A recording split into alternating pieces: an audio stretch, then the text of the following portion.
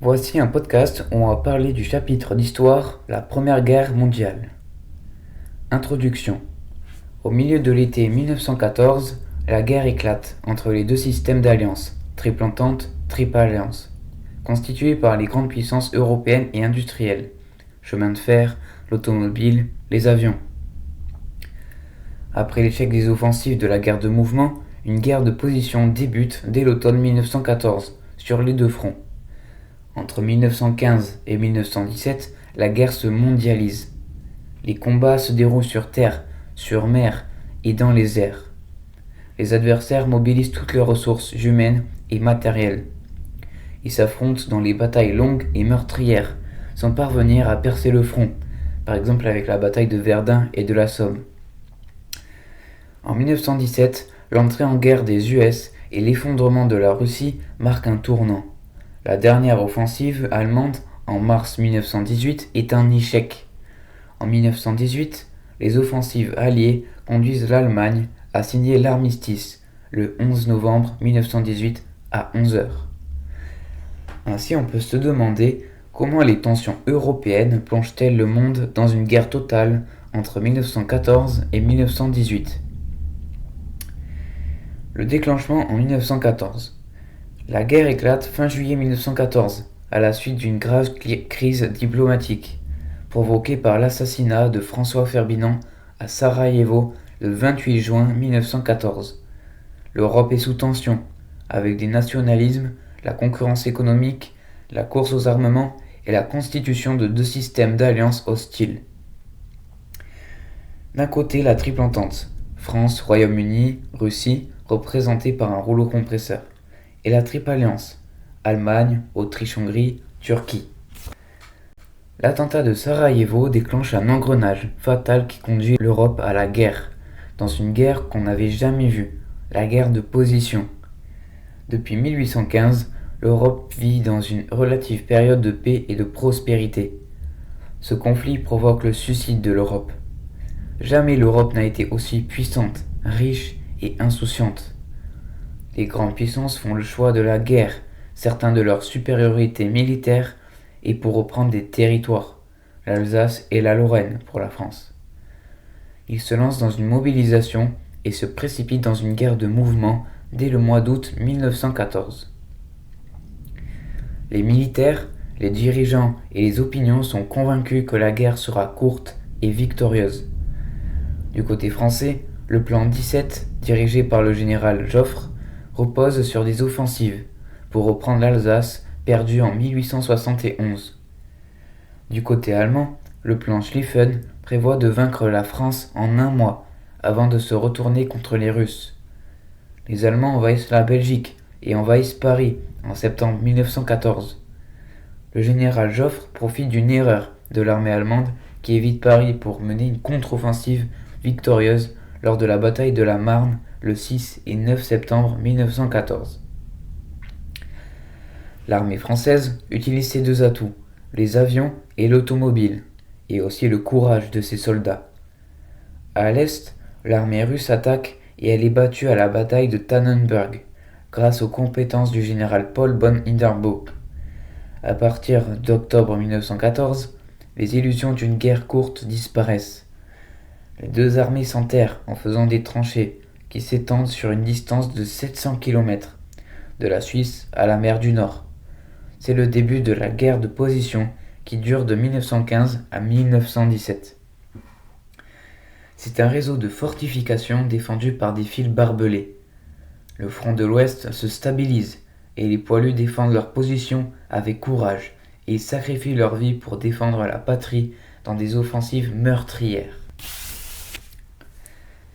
C'est une extension du conflit un peu partout dans le monde, comme par exemple au Moyen-Orient avec la révolte arabe contre les Ottomans, soutenue par les Britanniques. L'objectif des Britanniques est de prendre le contrôle de ces territoires, de protéger le canal de Suez. La guerre se mondialise avec l'aide de nouveaux territoires qui sont extra-européens. La France et le Royaume-Uni mobilisent des soldats et les ressources de leurs empires, d'Afrique, d'Asie et d'Océanie. La France engage plus de 600 000 soldats coloniaux comme les tirailleurs sénégalais. Le Royaume-Uni bénéficie de l'apport du Canada, de l'Australie. Les combats se déroulent hors d'Europe, en Afrique pour prendre les colonies allemandes. En mer, plusieurs combats navals opposent la flotte britannique à la flotte allemande, comme celle du Jutland, en mai 1916.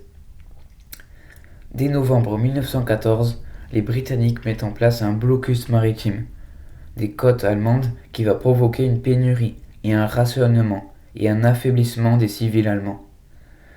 La guerre qui éclate en Europe devient une véritable guerre mondiale avec l'entrée en guerre du Japon en août 1914 aux côtés de la Triple Entente pour prendre les colonies allemandes en Asie. Le blocage du front de l'Ouest contribue à l'enlisement des combats. L'enlisement de 1915 à 1917, une guerre totale. L'Italie entre en guerre le 23 mai 1915, du côté de la Triple Entente. Le blocage de la guerre de position entraîne une guerre d'usure.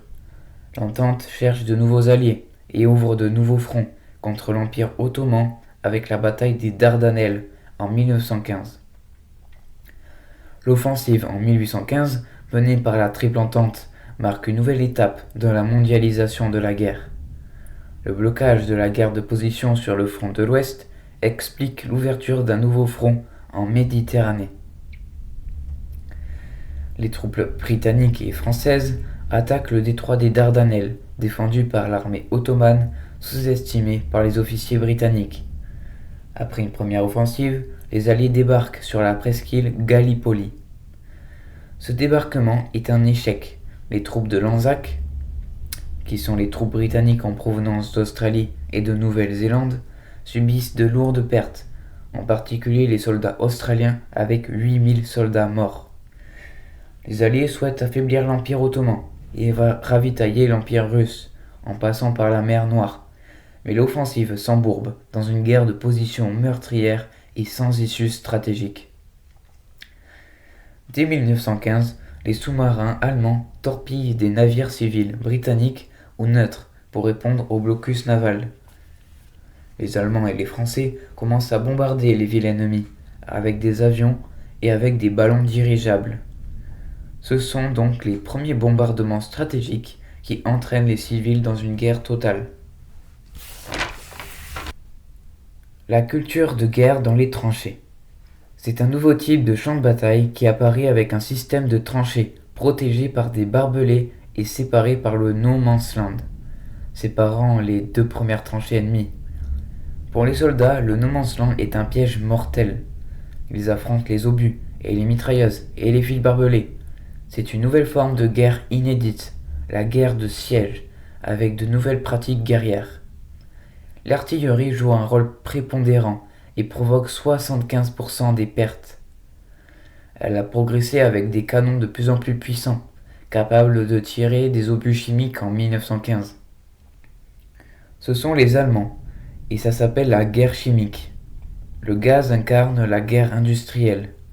Les soldats sont équipés d'un masque à gaz, d'un casque d'acier, et ils apprennent les techniques de camouflage. En 1915, les grandes offensives françaises du général Joffre sont inutiles et meurtrières. En 1916, c'est l'année des grandes batailles, celle de Verdun et de la Somme. La bataille de Verdun est l'une des plus grandes batailles, 300 jours de combat jour et nuit pour une bataille inutile avec un lourd bilan. 300 000 soldats allemands et français tués. Après les grandes batailles de 1916, les combattants sont usés. En 1917, l'état-major français, le chef militaire, lance une grande offensive en avril, celle du chemin des dames. C'est un échec terrible, les pertes sont considérables et près de 60 000 soldats français refusent de monter en première ligne. Ce sont les mutineries de 1917 qui s'expliquent par le sacrifice des soldats dans des offensives inutiles et qui n'apportent aucune évolution stratégique. Comme la bataille de la Somme et de Verdun. Le général Pétain rétablit la discipline, mais des connotations à mort sont prononcées. Pourtant, il gagne la réputation d'un chef humain, soucieux du quotidien du soldat. il accorde des permissions et surtout il arrête les grandes offensives. Et à la fin de 1917, il déclare « J'attends les Américains et les chars ». Grand C. 1917 à 1918. Le dénouement. Petit 1. L'entrée en guerre des États-Unis. L'année 1917 marque un tournant avec l'entrée en guerre des US. Le 6 avril 1917, du côté de l'Entente. Les US arrêtent d'être isolationnistes. La guerre sous-marine à outrance menée par les sous-marins allemands est une des causes de l'entrée en guerre des US. Le président Wilson est favorable à l'entrée en guerre. Les US ont prêté 2 milliards de dollars à la France et au Royaume-Uni. Les US sont la première puissance industrielle. Elle est devenue puissante, mais il faut attendre plusieurs mois avant que les soldats états-uniens soient prêts à combattre en France. Il faut attendre avril 1918 pour qu'ils se battent avec les Français et le Royaume-Uni. La supériorité numérique de l'entente sera manifeste à partir de juillet 1917 avec 1 million de soldats US.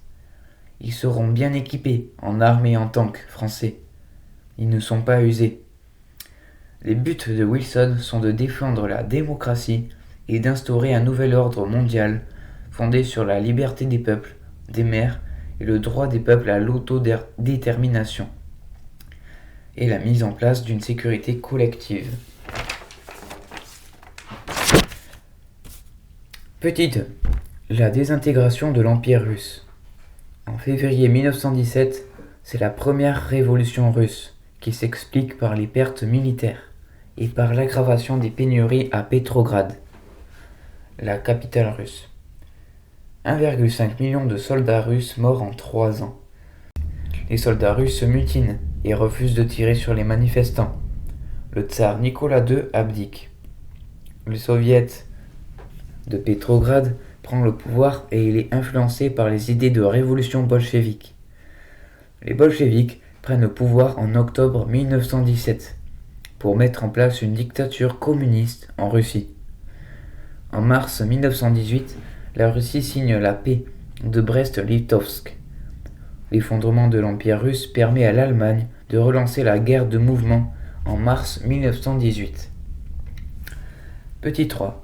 Le retour de la guerre de mouvement et la victoire de l'Entente. Les Allemands peuvent profiter de leur supériorité numérique avant que les soldats américains soient opérationnels. L'Allemagne espère la victoire contre la France. Le général Ludendorff dirige l'Allemagne. Les dernières offensives allemandes se déroulent en mars 1918 jusqu'en juillet 1918. C'est un succès, le front est percé et Paris est menacé et bombardé. La victoire semble proche, mais les réserves allemandes sont insuffisantes. Pourtant, 8 mois plus tard, ce sont les Alliés qui remportent la guerre. Le général Foch commande l'ensemble des armées alliées et en juillet 1918, il lance la contre-offensive avec l'utilisation massive des chars et des avions combinés. Les Allemands battent en retraite et demandent un armistice signé le 11 novembre 1918. Conclusion. L'effondrement de l'Allemagne entraîne celui de l'Autriche-Hongrie, ce qui signifie la fin des empires en Europe et l'arrivée d'un nouvel ordre mondial. La Première Guerre mondiale est considérée comme un événement fondateur du XXe siècle, en raison de ses conséquences politiques, économiques et sociales. Le bilan est lourd, avec 10 millions de morts, essentiellement des soldats, et avec 1,4 million de morts pour la France, un des bilans les plus lourds. C'est toute une génération d'hommes jeunes, entre 18 et 27 ans, qui a été fauchée. Ce sacrifice est célébré par des monuments aux morts, qui glorifient le patriotisme de ces soldats morts pour la France.